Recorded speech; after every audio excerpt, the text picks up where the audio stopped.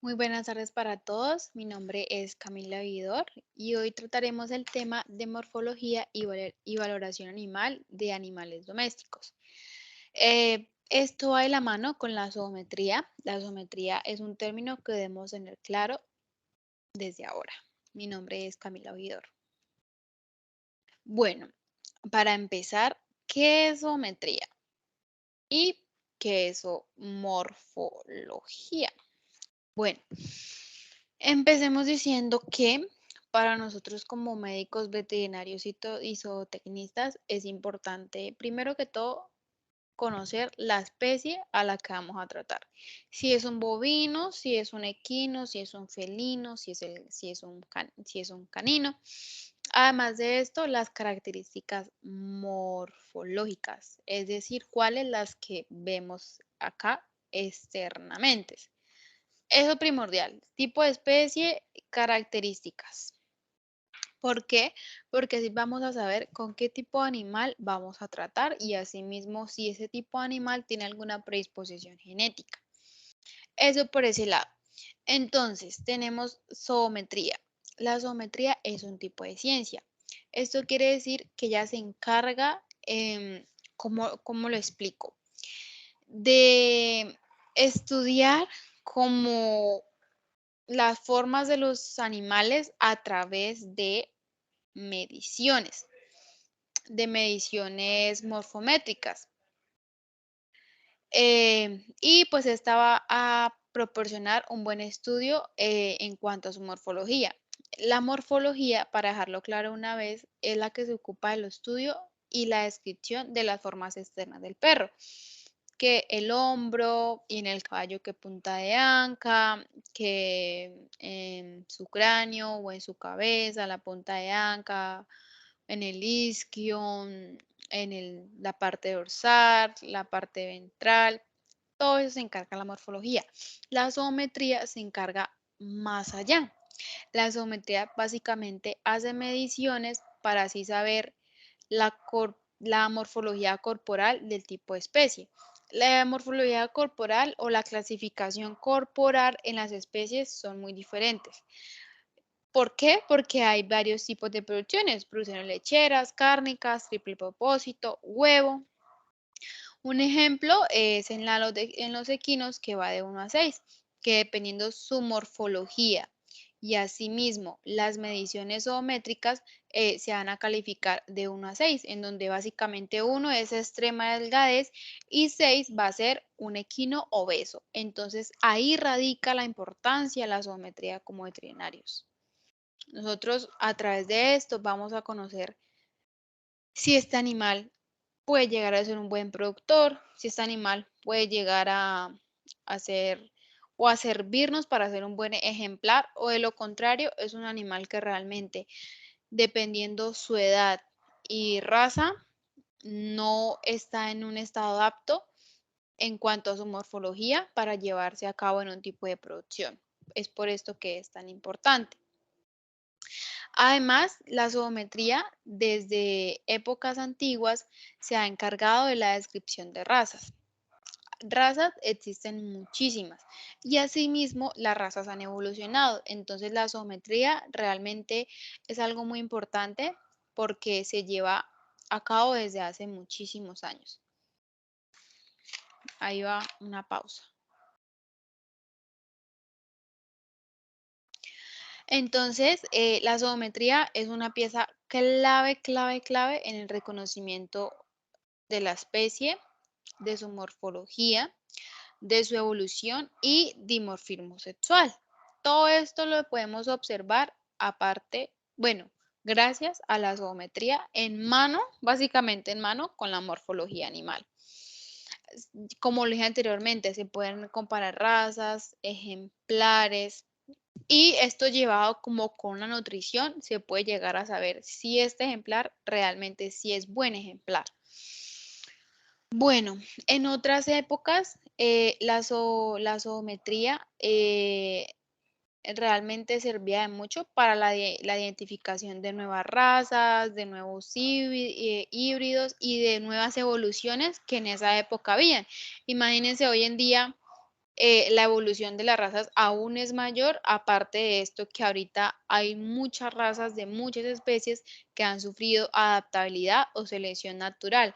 Entonces, imagínense si antes la zoometría era importante, pues hoy en día es más que importante. Entonces, es por esto que se debe tener muy en cuenta a la hora de llevar a cabo también un tipo de producción.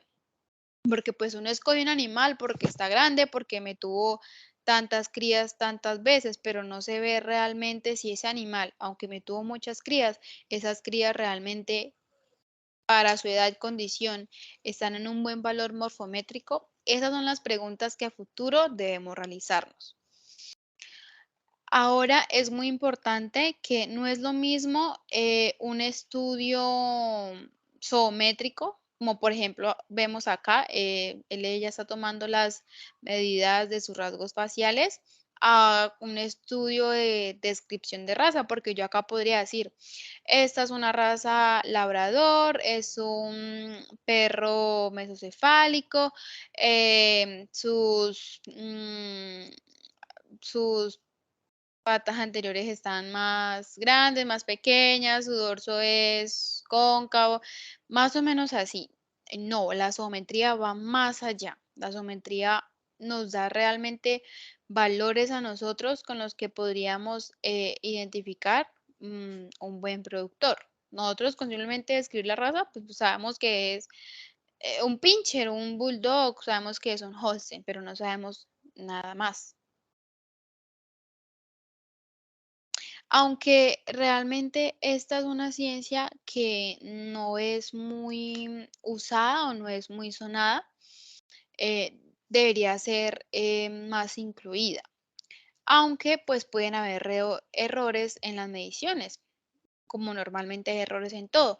Los errores pueden darse gracias a el estrés, a que no se cuentan con condiciones adecuadas para la medición y porque el animal básicamente no se logra manejar. Es un animal que realmente ha sufrido estrés y por eso puede llegar a ser también muy difícil tomar las medidas.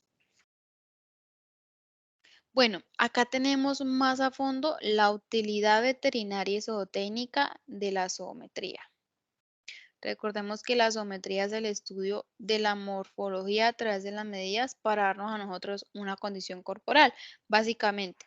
Como le decía, descripción de razas, pero no lo de básicamente sí por fuera, pero un poco más a fondo. No nos quedamos con que sus miembros posteriores están, no.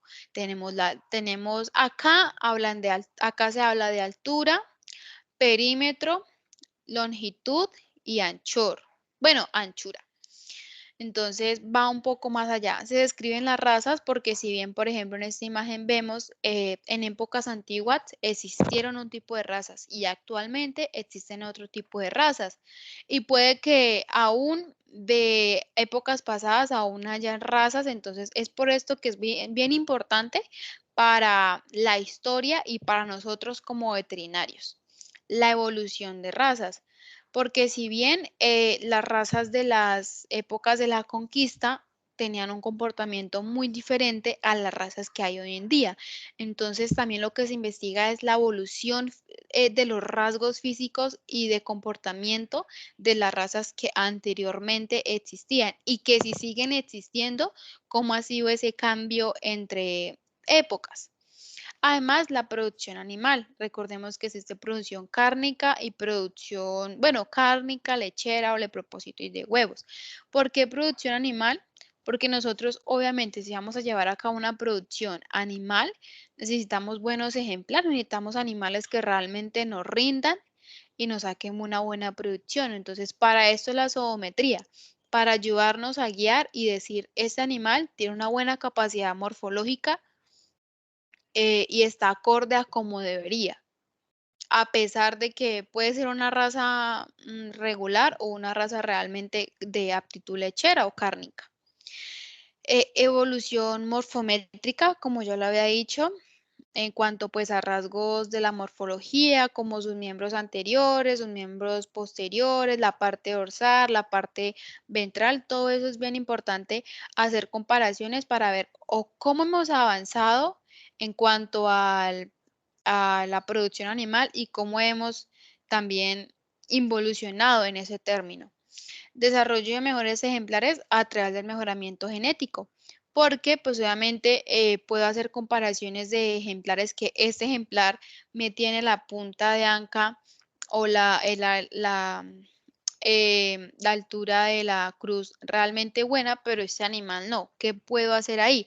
O quiero que esta actitud lechera y tengo un bovino de actitud lechera y un bovino que no es de actitud lechera, pero tiene buena capacidad eh, cárnica, buena capacidad dorsoventral, quisiera hacer un cruce, comparar un grupo de ejemplares de la misma raza para así también ver el dimorfismo sexual, porque pues como se hacen mediciones a fondo, obviamente se pueden comparar el macho y la hembra y así saber cómo podemos diferenciar el macho de la hembra a través de los rasgos o de las mediciones. Tenemos las medidas lineales. La nomenclatura es una de las partes muy importantes porque como veterinarios somos los encargados de pues expresarle y deducir al productor cómo encontramos a este animal o cuáles son las medidas del animal. Y deduciendo las medidas, obviamente vamos a tener conclusiones. Si es un animal que su condición corporal está bien, si es un animal que, por ejemplo, casi que siempre se usa la zoometría para la medición de animales que están puestos a carreras o animales que participan en competencias. Entonces podemos decirle al productor o al dueño cómo es ese animal para tal competencia o para ser un animal productor. Somos responsables pues de dar unas buenas descripciones de todo lo que pudimos observar en los animales, pero también somos responsables de dar unas descripciones en un lenguaje claro y cuando se deba en un lenguaje profesional y especializado. Cuando se puede hacer excepción, cuando es un lenguaje coloquial, cuando vamos a un acto en donde realmente la persona encargada del acto es un campesino que lleva muchísimos años ahí y ya conoce partes del equino o bueno, del bovino, como por ejemplo sus patas, no, que el dorso, que el vientre. Entonces, en esos términos sí podríamos llegar a hablar en eso, pero no siempre teniendo en cuenta una nomenclatura profesional. Bueno, ahora vamos con la metodología de obtención de las medidas. Primero que todo, plano horizontal. Acá les traigo la imagen del plano. Este es el plano horizontal. Es como básicamente coger esto y partirlo así. Ese es el plano horizontal y el animal debe estar cuadrado básicamente como está acá, en cuatro patas formando básicamente que un rectángulo. Esto puede ser incómodo para el medidor diestro, pero realmente no es una incomodidad que signifique que todo va a salir mal o que no vamos a poder llevar a cabo la medición. Y puede haber gran dificultad en la contención de los animales, es decir, en que los animales estén quietos, estén en la posición que es, porque obviamente las medidas se pueden realizar, pero pueden ser medidas que pueden salir erróneas y así nosotros vamos a tener conclusiones cerradas gracias a lo que medimos. Entonces, esto es muy importante. Los animalitos pueden sufrir de estrés, obviamente. Ven a alguien desconocido, van a estar parados, quizás el día al que fue a medir o hacer ese examen hizo muchísimo calor, están con estrés, esto puede causar golpe de calor, entonces todo eso son cosas que se deben tener en cuenta. Normalmente los animales que más sufren de estrés en cuanto al examen zoométrico son los ovinos, pero no es algo que realmente por esto se deje de hacer, no, es algo que se puede llegar a controlar.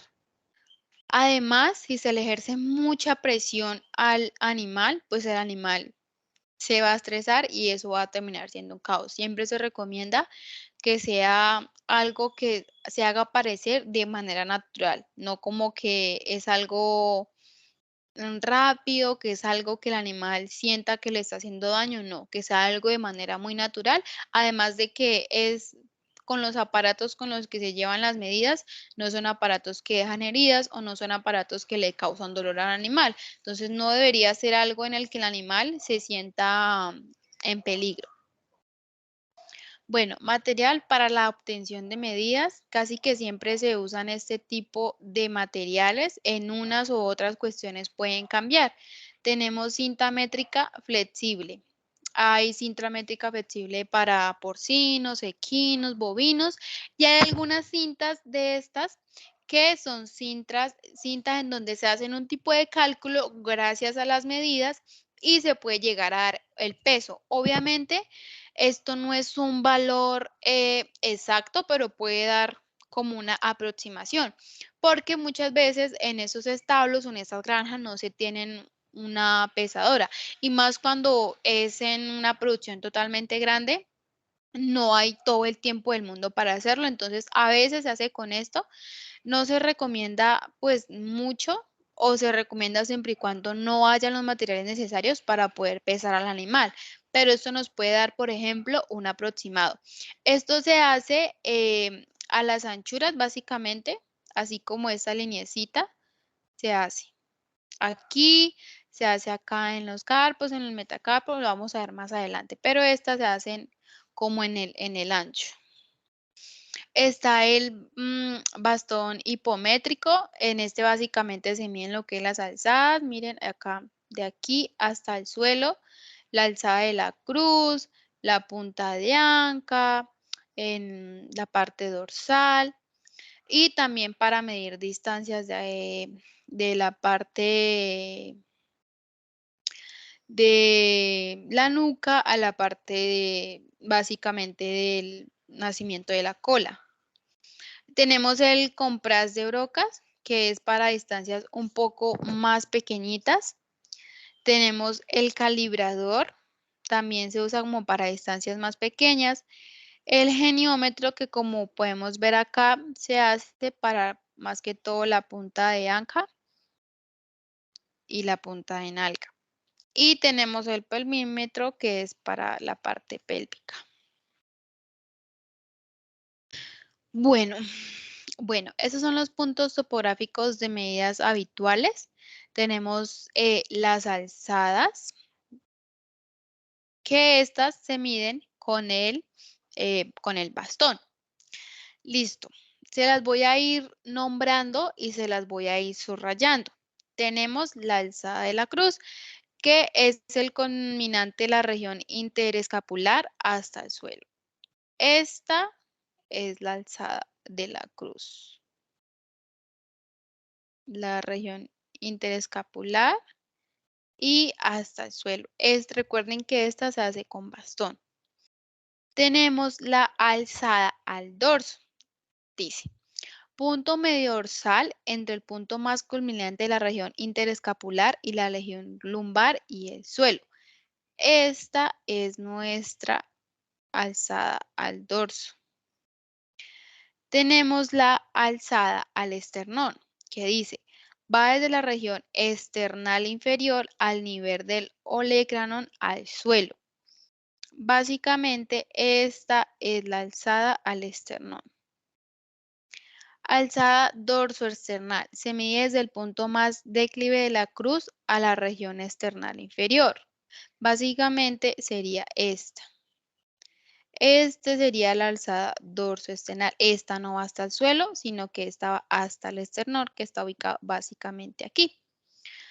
Alzada a la pelvis. Se mide desde del punto dorsal anterior de la pelvis, que básicamente es la apófisis espinosa de la quinta vértebra lumbar, hasta el suelo. Siempre obviamente que tengamos hasta el suelo, sabemos que es hasta debajo de las paticas. Y básicamente esta es la alzada de la pelvis. Acá.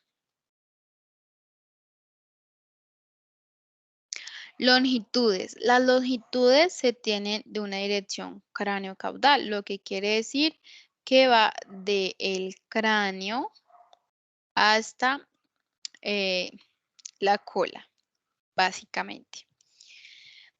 Tenemos la longitud corporal, que se mide desde el punto más craneal y lateral de la articulación del húmero, básicamente por este lado de acá, al punto más caudal de la articulación isquiática.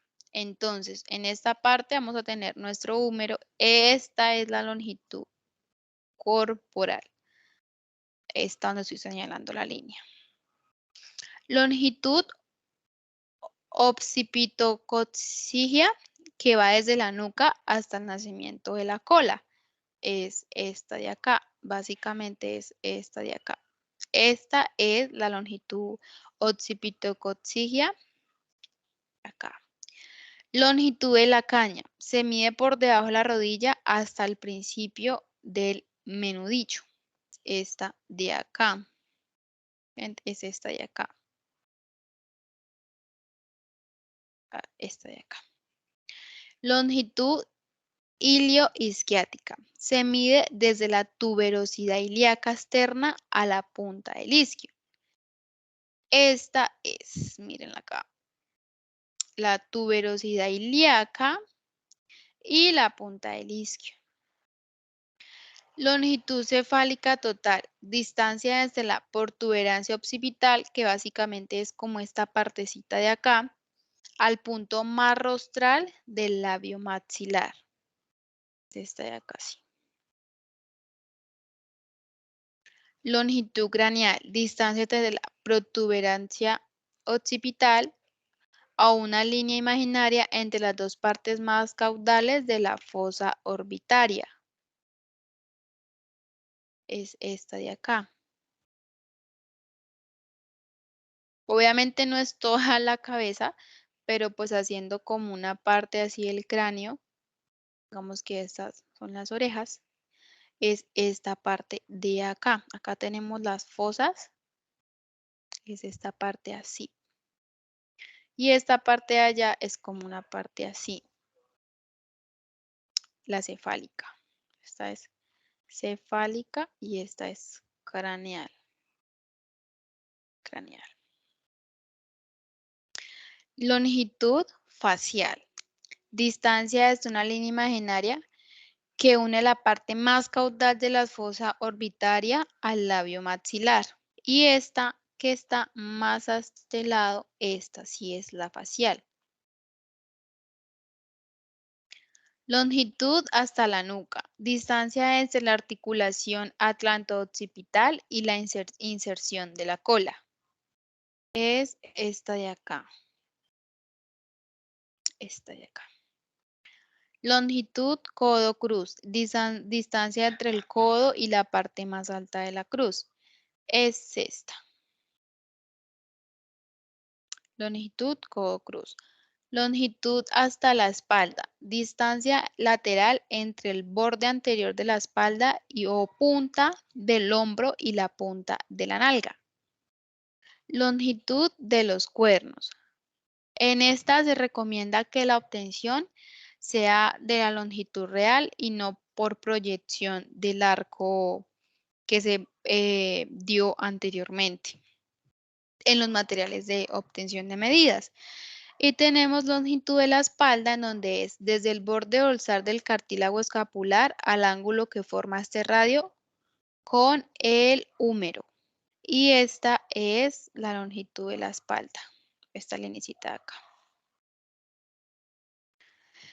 Longitud del brazo. Forma desde la vértice que forma la escápula hasta el borde caudal del epicóndilo lateral del húmero. Esta parte de acá. Antebrazo. Longitud del antebrazo. Desde el vértice del olecranon hasta el vértice del ángulo que forma el radio en el carpo y el metacarpo. Desde esta a esta parte de acá, básicamente. Entre los carpos y el metacarpo. Metacarpo y los carpos. Longitud del cuello. Va desde la protuberancia occipital a la primer vértebra torácica con el cuello obviamente extendido y básicamente es esta. Longitud de la caña. Desde el vértice señalado anteriormente hasta la articulación metocarpofaringea en su límite proximal al metacarpo. Básicamente es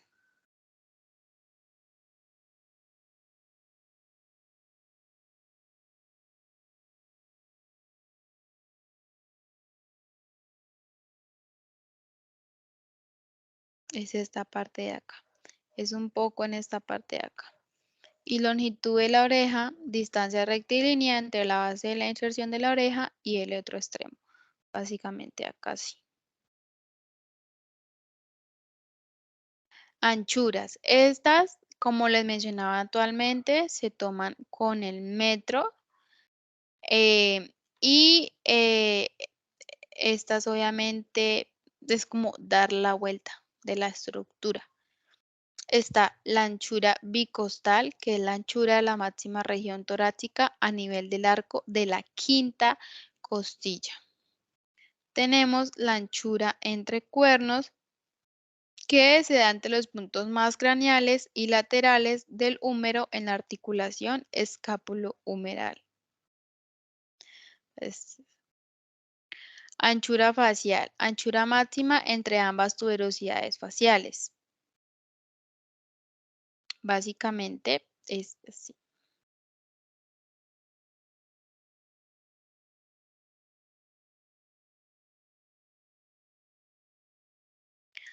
Anchura de la cabeza. Se toma la parte más ancha entre las dos arcadas orbitarias y los dos arcos cigomáticos. Esta de acá, cogemos de aquí a acá. Esta es la anchura de la cabeza. Y esta es la facial. Anchura craneal, anchura mínima del hueso frontal. Es esta partecita de aquí. Es esta partecita de acá. Es un poco más pequeña. Esta es la craneal. Y tenemos la anchura interilíaca, que es las tuberales laterales del coxal. Tenemos la profundidad de la cabeza, que es la anchura máxima entre la cara anterior frontal y el punto más convexo de la rama mandibular. Básicamente, esta se hace así como rodeada. Está la anchura de los cuernos, que la anchura de los cuernos en la base puede obtenerse vertical y en horizontal, lo que nos permite deducir si es de sección oval. Y la anchura de la caña, que se mide con calibrador, se toma la medida de su parte media. Tenemos los perímetros. Tenemos el perímetro recto torácico. Debe tomarse a nivel del punto dorsal más declive en la región interescapular y la región esternal inferior a nivel del olecrano. Este es el perímetro recto torácico. Perímetro de la caña anterior. Se toma la parte más estrecha del hueso metacarpo. Acá encontramos el metacarpo. Acá están los carpos y acá la parte metacarpiana. Acá es donde se toma el perímetro de la caña anterior. Perímetro máximo abdominal, alrededor del ambiente en su máxima amplitud. Es este. Perímetro de la caña posterior, lo mismo, es en el hueso, en el metatarso y tenemos esta acá. Perímetro abdominal, se mide el valor de la circunferencia abdominal a 5 centímetros de la cicatriz umbilical a nivel de la parte más amplia del abdomen. Perímetro máximo del carpo mismamente, perímetro máximo del tarso. El perímetro máximo del tarso está un poco más arriba. Perímetro escrotal, se verifica la circunferencia escrotal. Y el perímetro torácico, desde el punto más prominente de la cruz, se pasa la cinta por el borde anterior escapular hasta llegar al espacio interaxilar. Es esta parte de acá.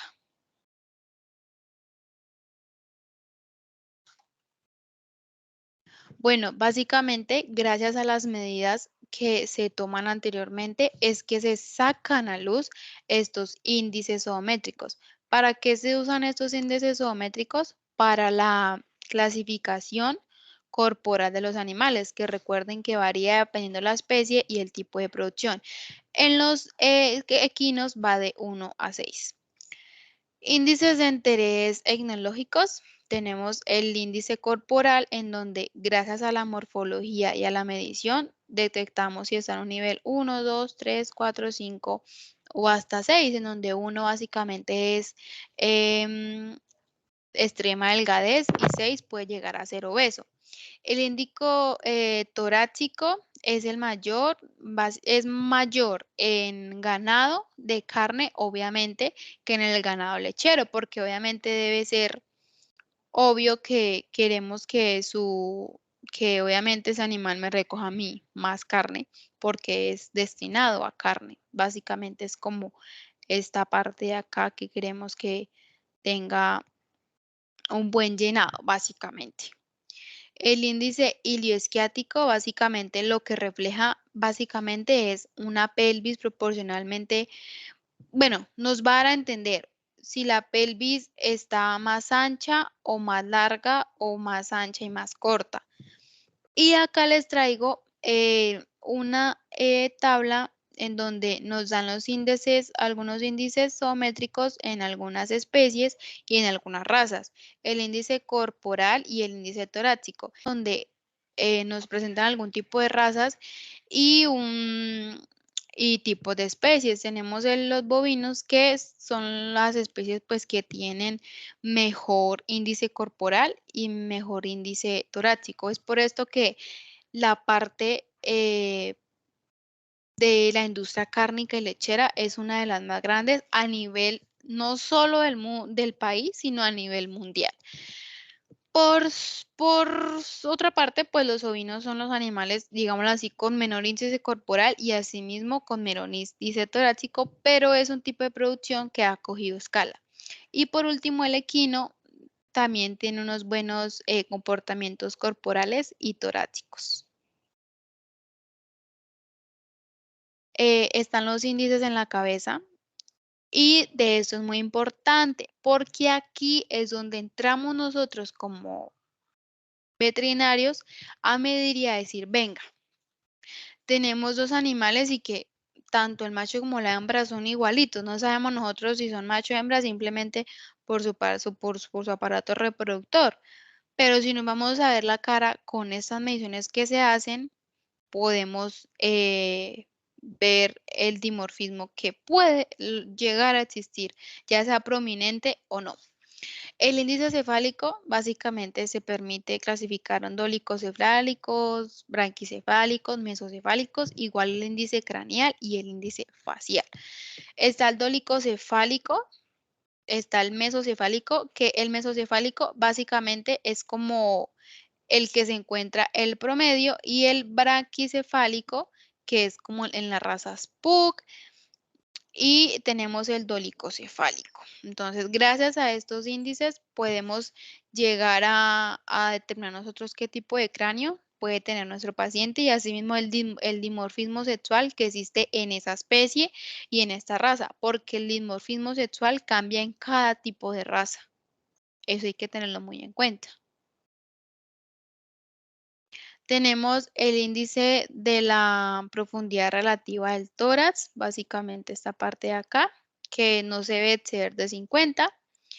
El índice ilioisquiático transverso, índice ilioisquiático longitudinal, índice grueso relativo de la caña, índice dactilotorácico o metacarpotorácico. Proporciona igualmente el grado de finura del esqueleto, siendo su valor mayor en los animales carniceros que en los lecheros.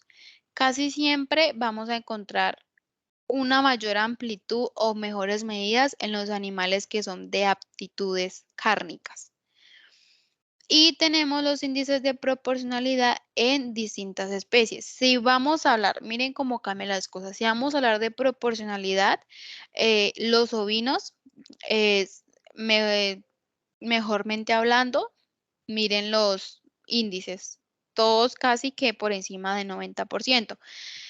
Em, y el bovino criollo, el Hereford, el Holstein y el Piranaico también tiene pues unos buenos valores de proporcionalidad. Y en equinos, el pony gallego tiene una muy buena medida de proporcionalidad. ¿Por qué buscamos proporcionalidad en los animales? Porque obviamente como productores tenemos que sacar buenos ejemplares para una producción íntegra y perfecta. No podemos sacar animales que sean eh, desproporcionados, que no vayan acorde ni a su edad, ni a la raza, ni a la nutrición que se le da actualmente. Y también existen otros tipos de índices morfológicos que en la época de 1999 se dio por Alderson y en donde él básicamente solo eran 8 y él saca, digamos así, que estos índices por, ¿por qué? Por algún tipo de ecuaciones, sumas, restas o multiplicaciones. Acá podemos ver, por ejemplo, el índice del peso que se usa mucho es la longitud corporal por la alzada dorsoesternal por la anchura bisiaca y la anchura bicostal. Entonces, todos estos índices han ido cambiando. Imagínense que esto fue en el 1999 y también lo tenemos los índices de Edward Squarky, que fueron básicamente desde 2001 y igual, se utilizaba nomenclatura diferente y siempre es gracias a ecuaciones que se realizan gracias a las mediciones para así sacar conclusiones verdaderas y que haya un mínimo de error, porque eso es lo que se busca, que haya un mínimo de error y pues que ojalá no lo haya. Tenemos los índices de Chaskerowski en el bovino y pues acá es algún ejemplo del W1, W2 y W3. Entonces W1 básicamente es la anchura cefálica más la longitud facial por 100. Básicamente es como está el cráneo y la cara. Y el W2, la longitud facial y la craneal. Y la longitud craneal por la anchura craneal. Acá se centra básicamente que en la parte del cráneo y en la parte facial. Tenemos la aproximación del peso corporal utilizando medidas lineales. Como les decía, se me hace interesante esto de la cinta métrica pesadora. Acá se usa cuando se quiere obviamente obtener el peso, se usan este tipo de índices. Estos otros tipos de índices básicamente no se usan. Se usan estos, en donde, por ejemplo, tenemos el índice del peso y se tiene que multiplicar que la anchura, que la longitud, que este perímetro. Y pues, obviamente como tenemos el resultado que vamos a dar es numérico, se necesita hacer obviamente ese tipo de cálculos. Entonces, el peso vivo de enorme interés. Usted necesita saber si su animal en peso vivo está bien o está mal. Pero esto puede llegar a complicarse que usted pueda pesar a su animal porque no tiene la pesa, porque su animal básicamente no le gusta, le da miedo, porque simplemente no quiere. Entonces, se usa esta cinta métrica. Pueden tener un grave de error, sí, por distintos factores como que el animal no se queda quieto, el animal está estresado, presionado, entonces puede llegar a moverse y puede haber errores. Pero de pronto bien hecho, sí es factible obtenerlo. Em, entonces la idea de la geometría es que a partir de las medidas que se hacen y de los cálculos se pueda hacer, no darle a usted el peso perfecto, pero sí darle a usted una estimación de lo que puede llegar a pesar ese animal y que con esa estimación usted pueda tener una idea de lo que puede mejorar o seguir haciendo en la producción que usted está llevando. Las ventajas no solo de la aproximación del peso, sino de una buena medición sométrica. Básicamente es valorar el crecimiento y el desarrollo corporal, porque pues usted puede estar muy, muy seguro de que su animal está muy bien, pero dadas estas medidas y cálculos, su animal no lo está. Y de acuerdo a la nutrición y manejo que se le está dando, la calificación morfométrica no está bien. Entonces, a raíz de esto, de que vemos que el animal, digámoslo así, no progresa o está estancado, podemos nosotros saber la eficacia de la alimentación que usted le está dando al animal y que quizás por la alimentación o el manejo, el animal no está en la clasificación morfológica adecuada. Además, se puede calcular la cantidad de medicación a suministrar gracias a los cálculos obtenidos. Y pues se puede estimar un rendimiento del canal cuando ya se tiene la estimación del peso. La apimetría, pues básicamente es la zoometría, pero aplicada a la parte de abejas. De esta no se habla mucho, pero como veterinarios y zootecnistas deberíamos ampliar más el tipo de información y estudios a este tipo de especie, pues ya que esta especie es fundamental para que nosotros estemos hoy aquí. La morfometría de la abeja es importante para el estudio de razas y asimismo de híbridos y subespecies. Recordemos que las especies de las abejas realmente son varias, como la apis mellifera. Entonces, la zoometría sería bueno para la clasificación de especies de acuerdo a la raza, a su tipo y si tiene alguna predisposición genética para que se llegara a dar ese tipo de raza. Además, también se debe tener en cuenta la geografía, porque pues recordemos que imagínense acá tenemos abejas africanas, entonces la geografía es de bastante importante y todo esto se puede llegar a cabo o se puede llevar bien a cabo con la zoometría. Y pues al principio del siglo casi que no eran importantes, ¿sí? Solo se basaba en la apreciación, el color y a mí que me sirva. Pero hoy en día realmente se debería ahondar más el tema de la, de la apimetría. Esas son las referencias bibliográficas. Espero les haya quedado muy claro el tema y nos vemos la próxima clase.